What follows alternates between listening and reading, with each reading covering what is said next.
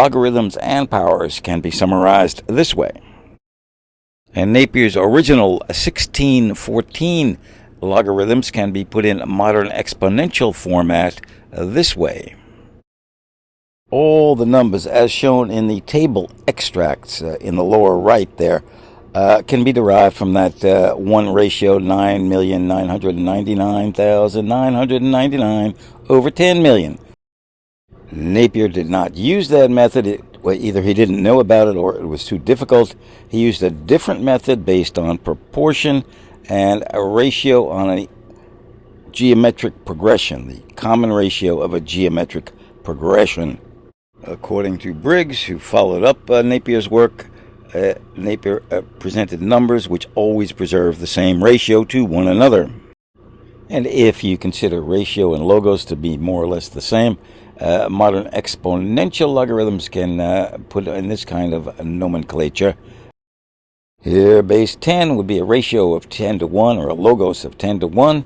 The number x would be the sequence of numbers preserving the same ratio to one another.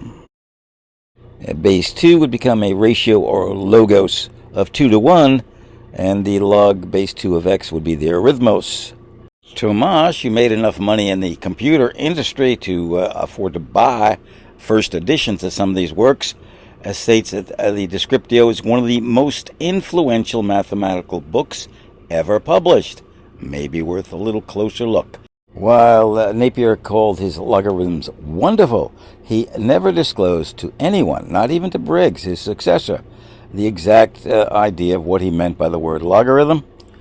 Anything which preserves the original tables and modern concepts of logarithms should suffice.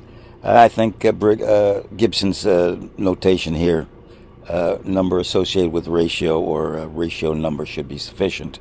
Is something from Aristotle containing the word logos and arithmos in the same sentence. So here, a logos is a description or a definition of what the unit is, and the arithmos is the multiple or the plurality of that unit. And so 1 is not a number, and there was no 0 at the time. Thomas suggests it came directly from the sand reckoner, Archimedes.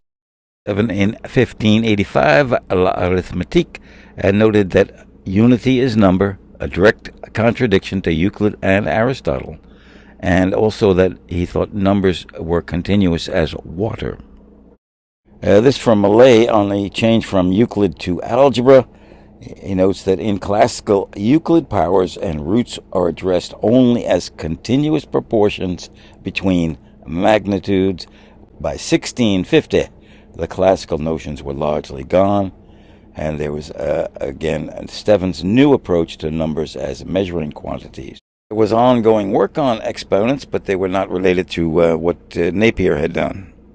I'll end with this image of a logarithm from the Constructio, Proposition 26. Should have a capital C there, but it ain't going to have it. And keep in mind that sometimes the arithmetic line is on top, sometimes it's on the bottom, etc., etc. Things change.